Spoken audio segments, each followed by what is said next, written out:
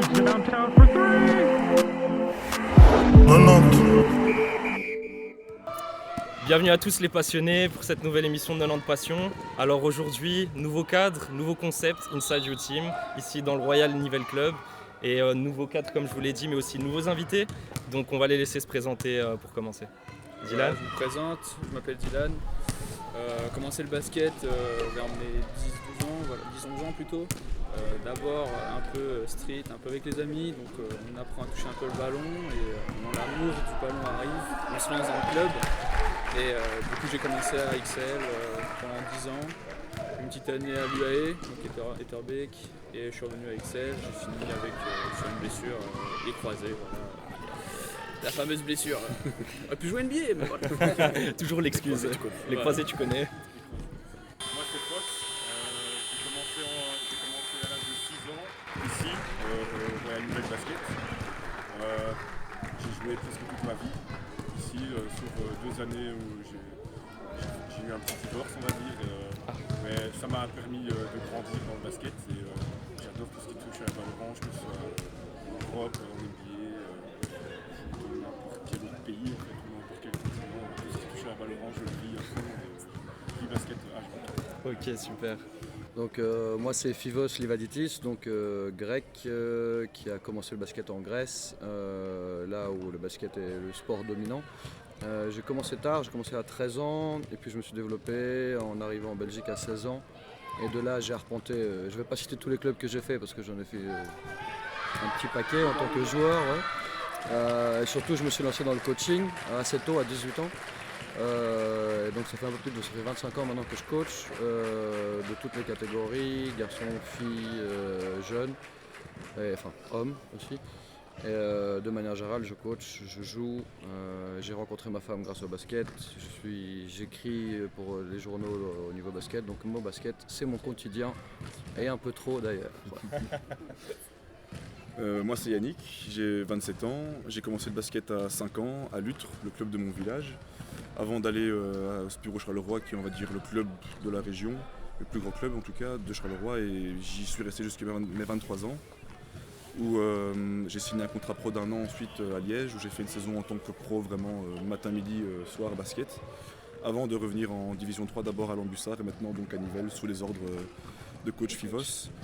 Et donc voilà, à l'image de mes collègues ici, c'est basket au quotidien, qu'on le veuille ou non, il y a toujours un moment où on réatterrit dessus, on débat tout le temps, et enfin voilà, c'est notre quotidien. Bah écoute, des passionnés pour une chaîne de passion, rien de mieux. Donc maintenant qu'on a fait de plus amples connaissances, on va pouvoir passer au Guess My Team.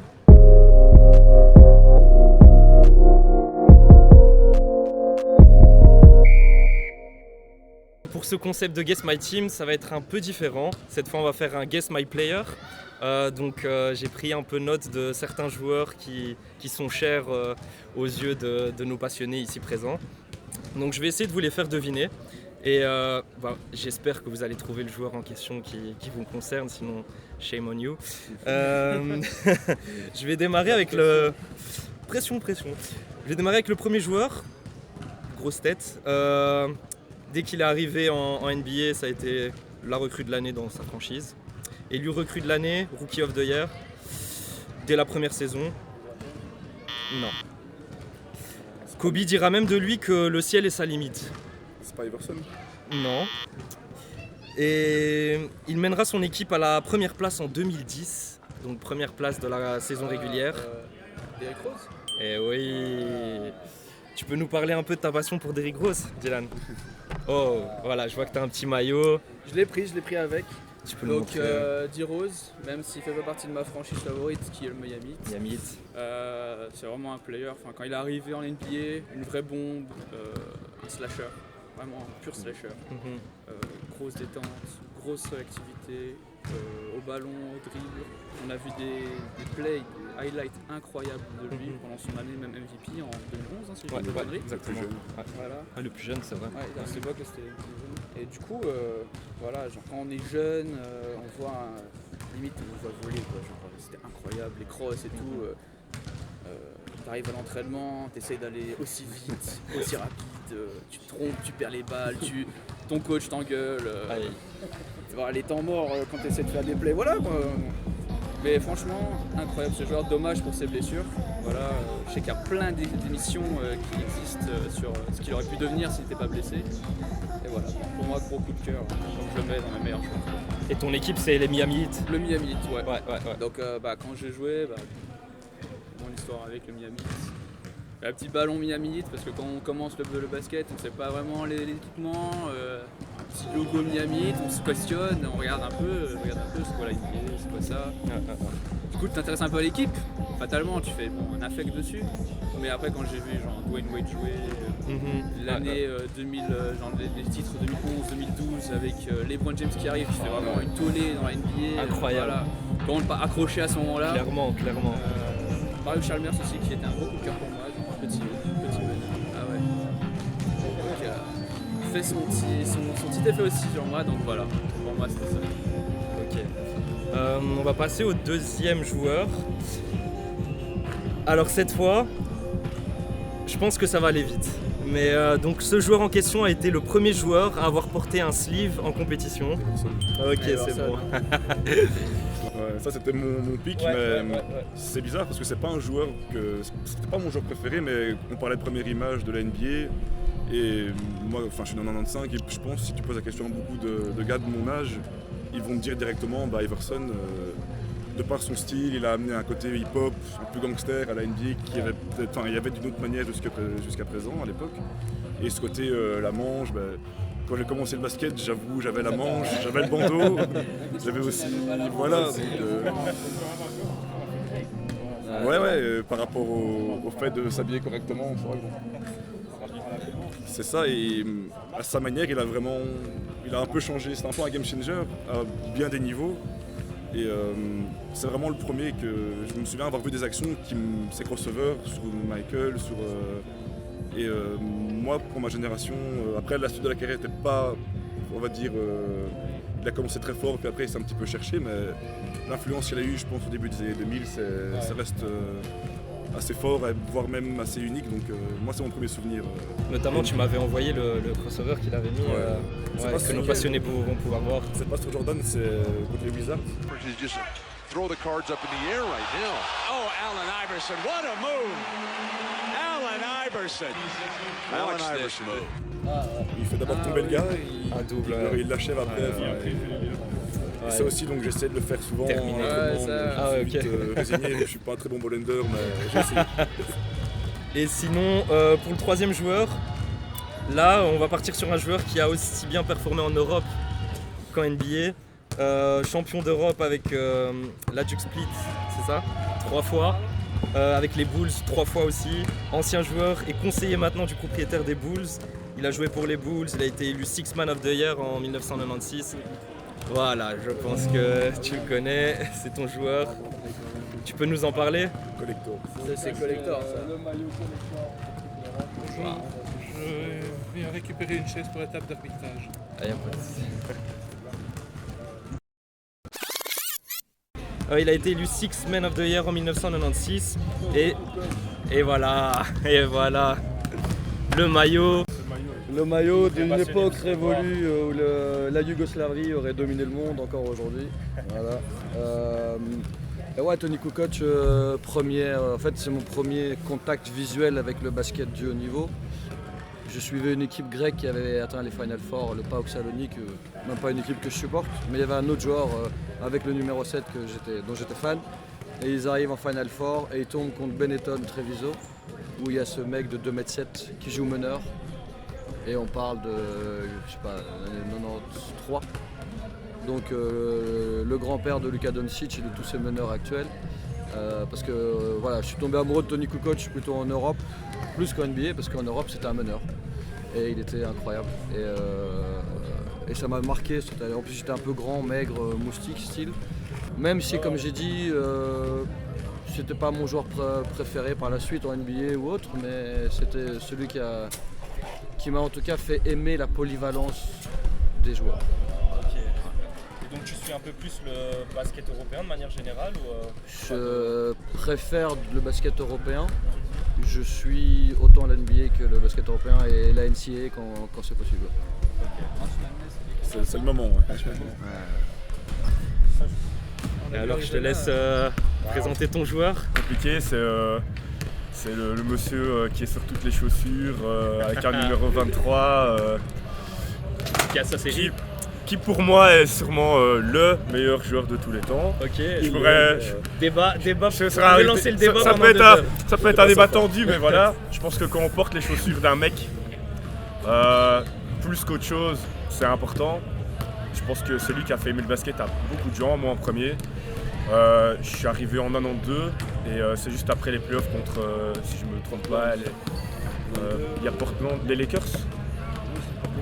J'ai vu les Lakers en 91, cette action où ils changent de main en l'air et là je me suis dit ouais, je vais essayer le basket, ça a l'air bien. Ça a l'air d'être un bon sport. Et je l'ai plus jamais quitté. Je suis arrivé dans cette salle et je l'ai plus jamais quitté parce qu'il y avait ce mec qui sortait de nulle part, qui faisait des trucs de fou. Et ça te fait quoi quand les gens le comparent à LeBron? Franchement ça me fait mal, mais après c'est pas la même génération non plus, donc c'est différent, c'est pas le même style. Tu peux comprendre les gens qui le... Je peux comprendre les gens qui sont nés en 2000 et qui ont grandi avec LeBron, parce qu'ils n'ont vu que ça. Ou alors ils ont vu un gars rincé qui a mis une fois 40 avec les Wizards, malheureusement voilà. Mais je peux les comprendre, mais si ces gens-là ont du temps à perdre, qu'ils aillent sur YouTube, qu'ils regardent des matchs. Ouais, il n'y a pas si longtemps avec un coéquipier, on a regardé les finales 92 contre Phoenix, 93 contre Phoenix, où le mec se met au diapason de certains de ses coéquipiers, que je pense qu'à l'heure actuelle, beaucoup de stars ne le font pas. Et c'est impressionnant, et quand il décide de jouer, voilà, c'est un beau basket, tout est millimétré. Je pense que si je devais comparer, je mettrais plus Kobe par exemple, qui a tout copié presque, qui a la mentalité. Et voilà, après je dis pas que c'est pas un connard, Jordan, je pense que ça devait être un connard, il a mis des droites à des gens et tout. Mais voilà, si on est dans une salle, je pense que beaucoup de gens pensent plus de Jordan que de LeBron ou de Kobe, donc ça prouve bien l'aura et l'impact du gars, quoi. L'héritage complet. Voilà. Le GOAT, le GOAT. On laissera ça pour une autre émission, le débat avec LeBron. On n'a pas vraiment le temps avec un match derrière. Je pense qu'on va passer à la troisième rubrique, donc Inside Your Team.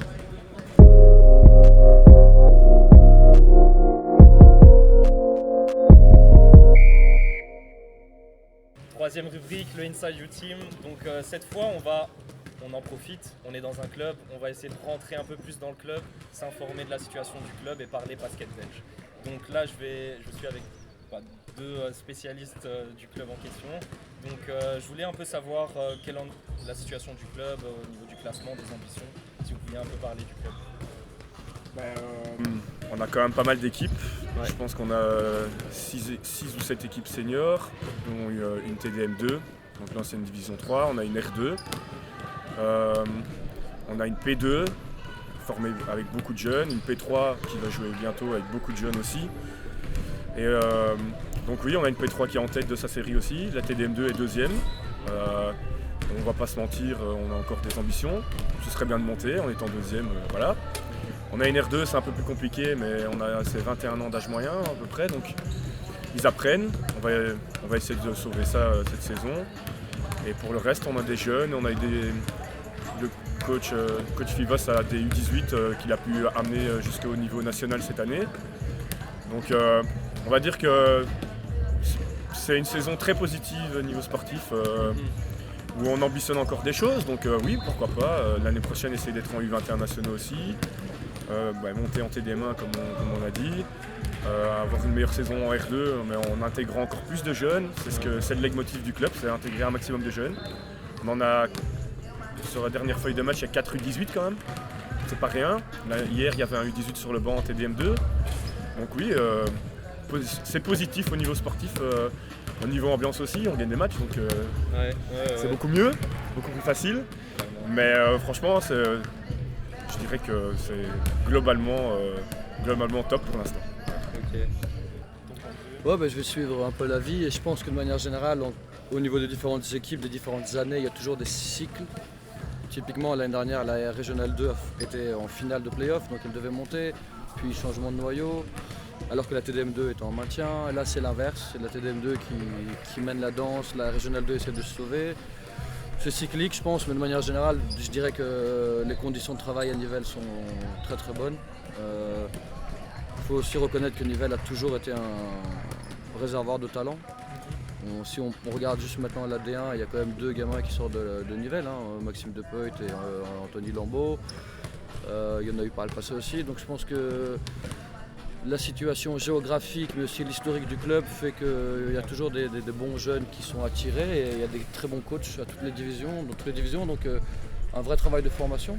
Et on l'a vu, on a une génération dorée avec les U18 de cette année qui sont qualifiés en nationaux. On va essayer de déployer ça encore sur les autres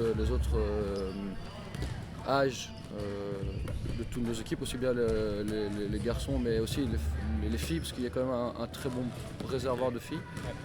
Donc ouais, on va dire qu'on est bien, on est en une bonne année pour Nivelles en général. Il suffit de sauver la R2 et la P2 aujourd'hui et la boucle sera bouclée pour remettre les bonnes bases l'année prochaine. Justement, au niveau des jeunes, est-ce que tu ressens un attrait grandissant pour le basket en Belgique au niveau des jeunes?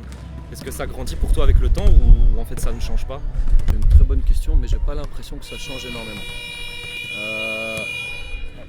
C'était la censure.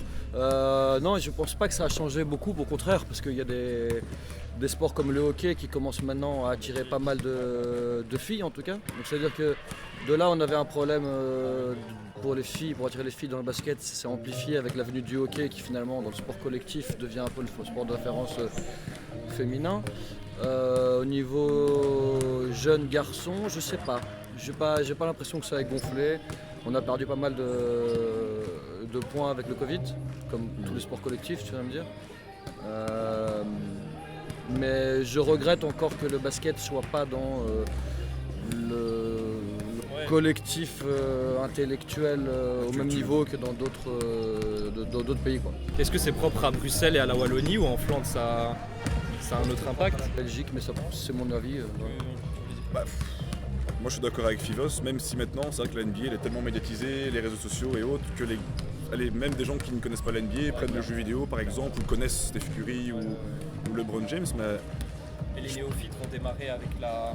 s'ils voient quand même la Coupe du Monde, quand on voit comment c'est mis en avant de football, je parle, en tant que jeune, je pense qu'ils sont plus, surtout qu'on a une génération en or avec les hommes, donc le foot prend beaucoup de place au niveau média. Les dames ont fait un super apport au basket belge, avec les JO, les championnats du monde et d'Europe. Mais peut-être, souvent on en parle entre nous, mais c'est vrai que la Flandre, en tout cas au niveau formation, a une approche peut-être différente.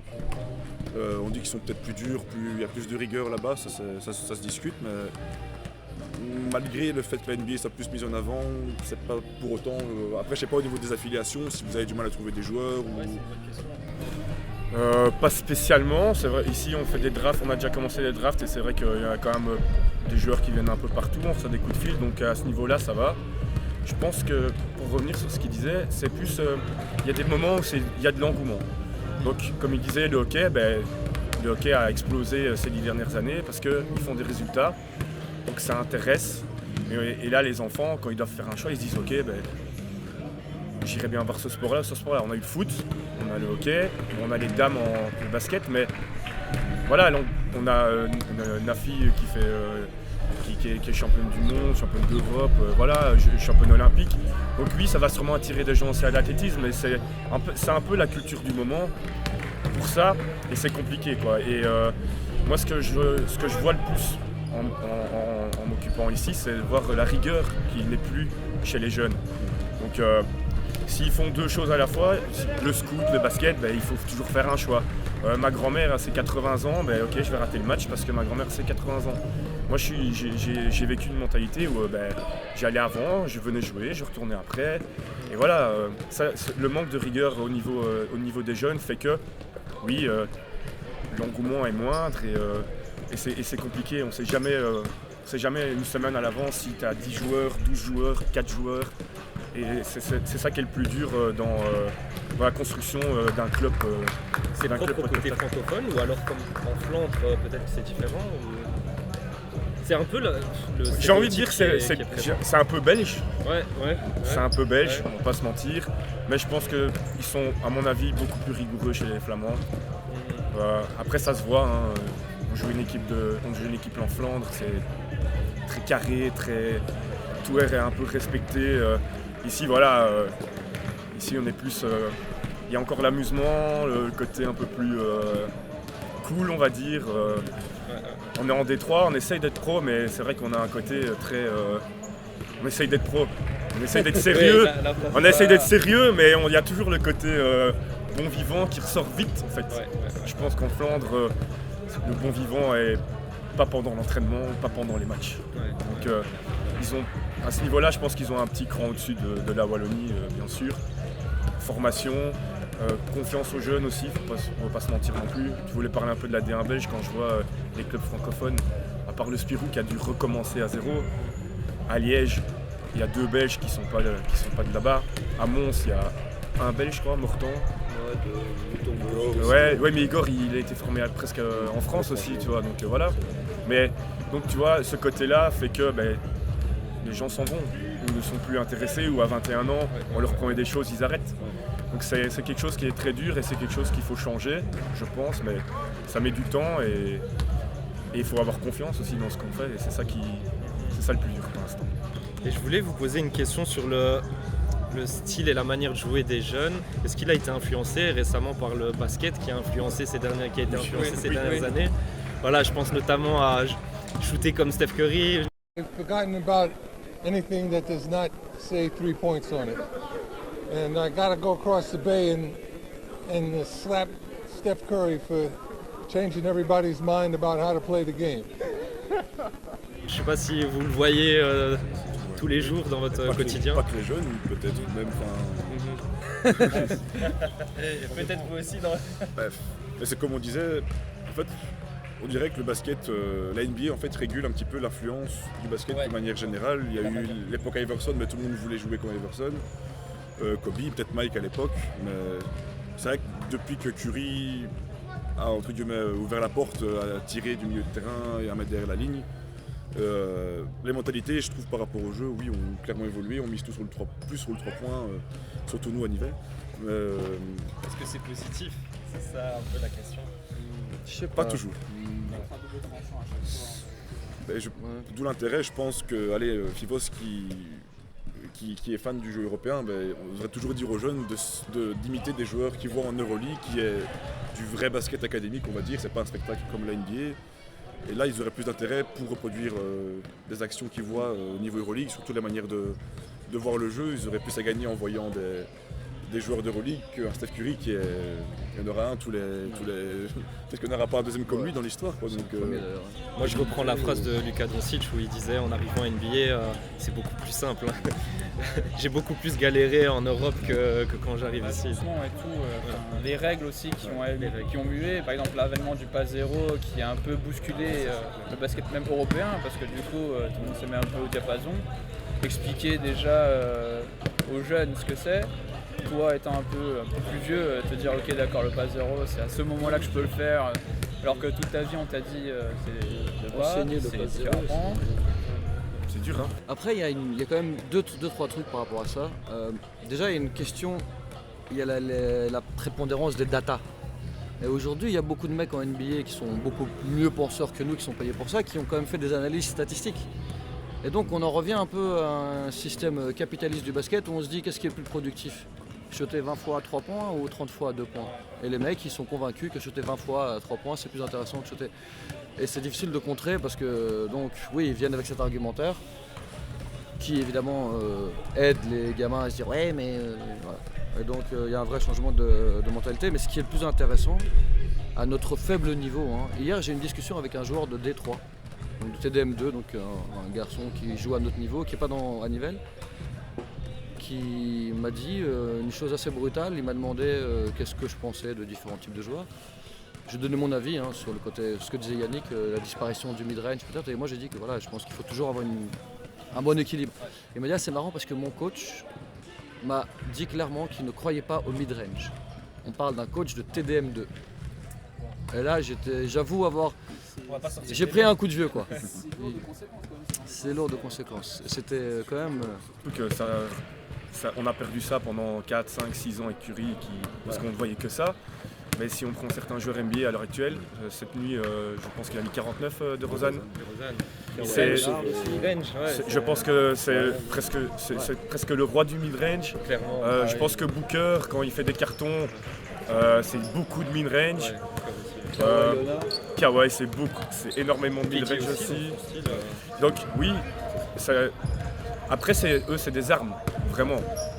Arrêter un mec de 2,5 m en mid-range qui shot au-dessus de sa tête, il faut déjà y aller. C'est vraiment, je pense que Curry a lancé une mode, Lillard a suivi, mais Trae Young aussi. ça vient, Trae Young aussi, mais on reste sur des cas quand même un peu plus isolés. Il y a des gens qui abusent, qui sont pas spécialement des shooters, qui abusent de ça, mais quand tu vois certaines stars qui mettent 50 en mettant 3 points sur le match, qui sont en mid-range, qui vont lancer franc, c'est que il y a quand même toujours cette culture qui est là. Et c'est des stars qui le font. Maintenant, si on prend un gars lambda qui est que fort là-dedans, il n'y a personne qui va faire attention à ça, tu vois. Mais quand les stars commencent, oui, tu vois, c'est ça qu'il faut surtout analyser aussi, c'est important. Il ne faut pas regarder que les points et que les résumés, il faut regarder tout un match et voir ce qui se passe. Et se dire, ok, il a quand même shoté 25 fois, mais il en a shoté 20 à 2 points, quoi. Et ça, Ce qui est positif peut-être, c'est que si on reprend un peu tous les premiers tours de draft où les jeunes rookies actuellement qui performent, il y a très peu de shooters à la Curry. Quand tu vois les Zion Anthony Edwards, même Ya qui est peut-être, bon, malheureusement il a eu son incident, mais qui était soi-disant le futur visage de la ligue, il shoot pas. Il a pas de jeu. Il shot quand même. Il shoot pas, mais il devrait pas. Mais Il a un shot suspect. ouais. mais c'est vrai que lui, il est plus dans la hauteur, dans la verticalité, dans le spectacle. Ouais,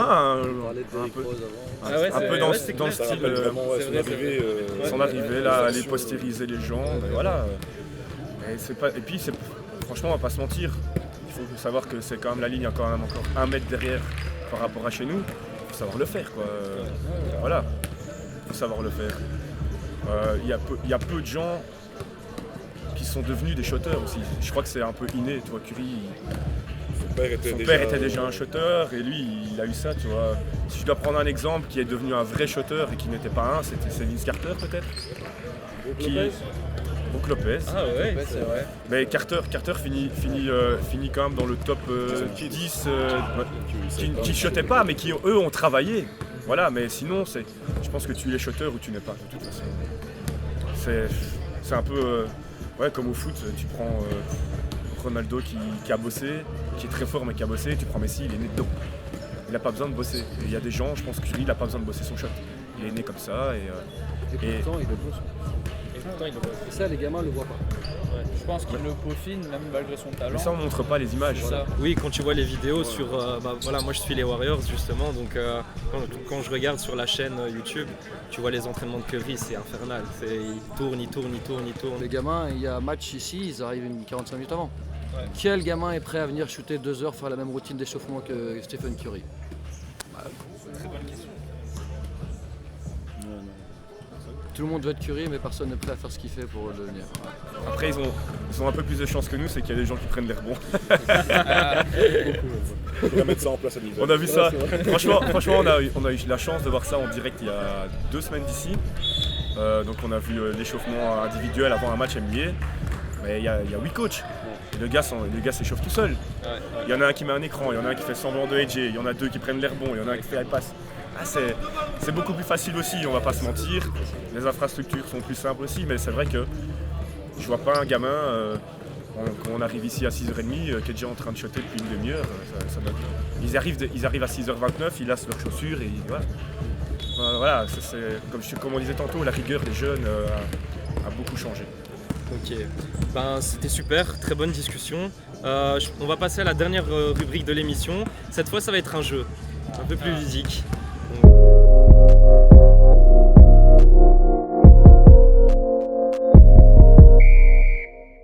Ok, donc cette fois-ci, Give Me 5, donc c'est un nouveau jeu. Pour commencer, pour savoir qui va démarrer le jeu, on va démarrer avec un petit jeu, je risque. Donc vous êtes par duo et je vais donner un nombre de players à devoir donner en 30 secondes et vous allez à chaque fois me dire, estimer combien vous pouvez en donner en 30 secondes. Donc ça va être un pari, celui qui donne le plus grand commence et si vous échouez, c'est l'autre qui gagne. Alors, le nombre de joueurs à donner en 30 secondes, c'est le nombre de MVP all-time. Combien vous pensez pouvoir en donner en 30 secondes? Ça doit être rapide. 25 au moins. Vous pensez en donner plus? Ok, let's go. Ouais. Les notes, on les écrit ou Vous allez pouvoir les écrire, vous pouvez communiquer entre vous, il n'y a pas de souci. On va lancer le chrono. Let's go. Vous avez 30 secondes. Notez tous les MVP.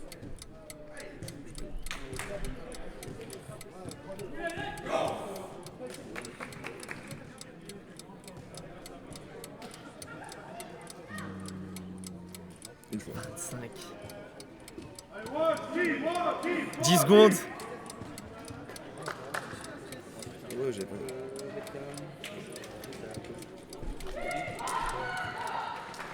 Stop. Il en a combien?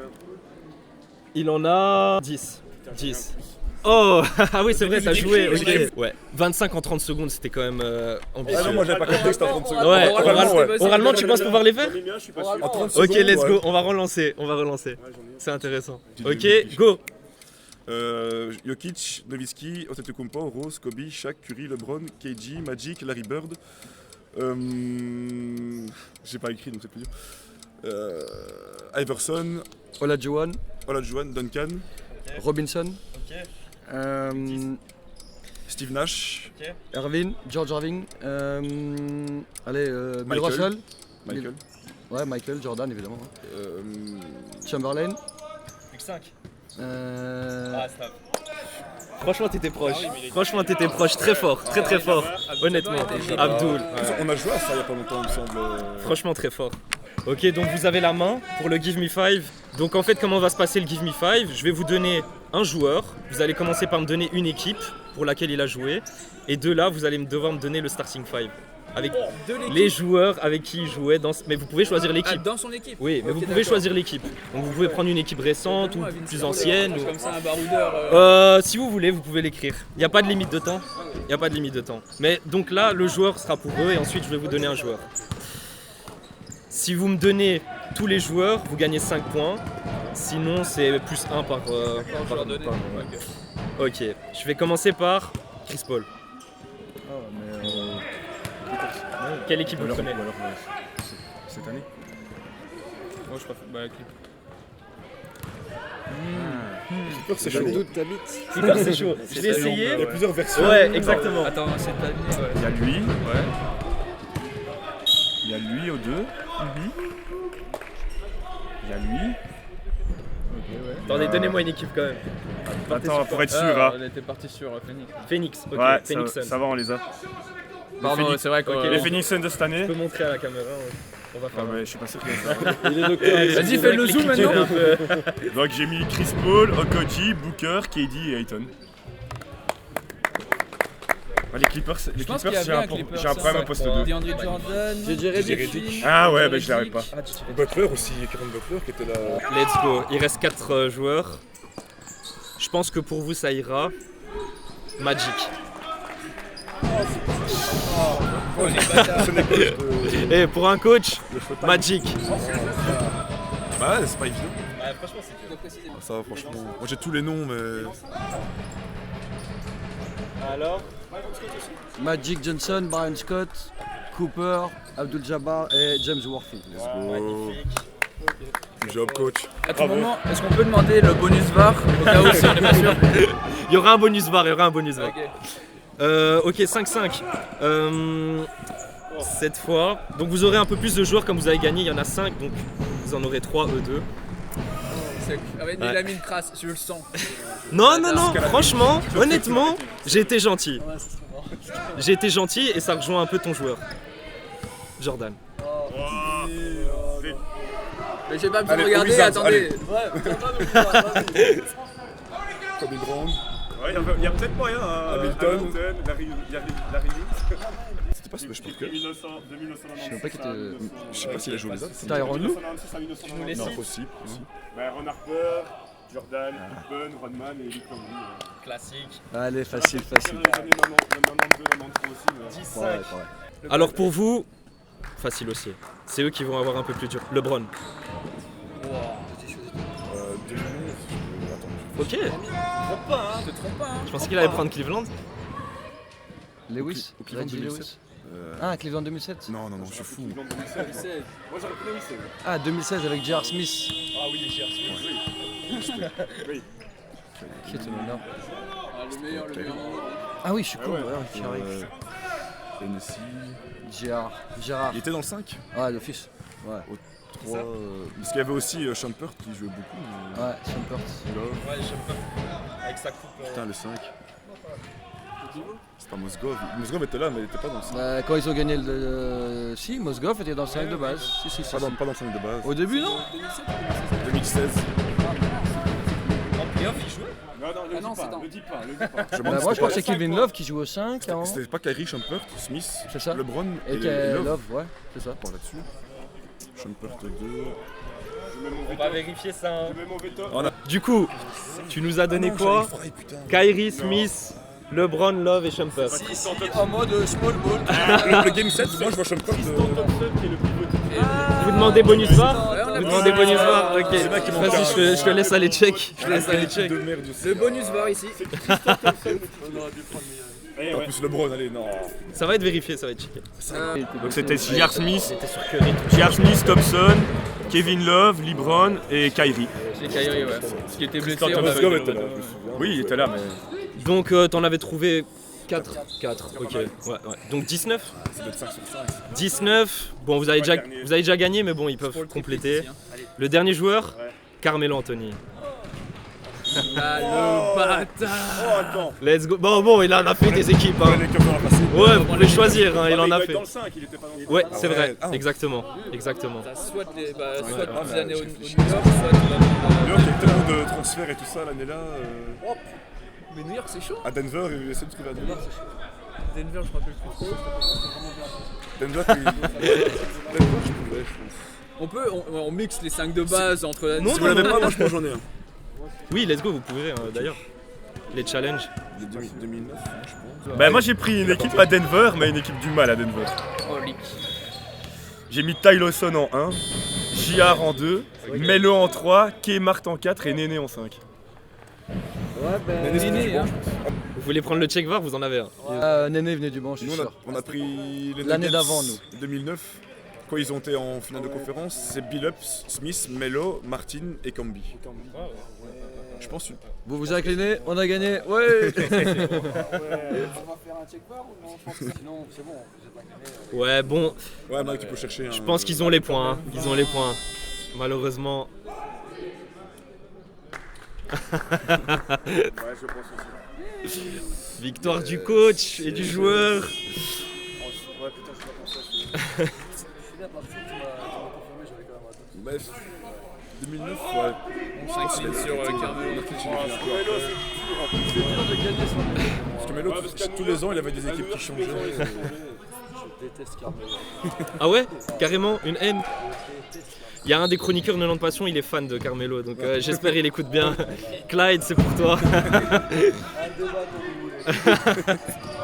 Ok, ben super, merci d'avoir été avec nous. C'était super, vraiment. Je remercie les passionnés aussi d'être là pour nous. Et à bientôt. Et je vous souhaite santé, bonheur et le reste on l'achètera. Salut.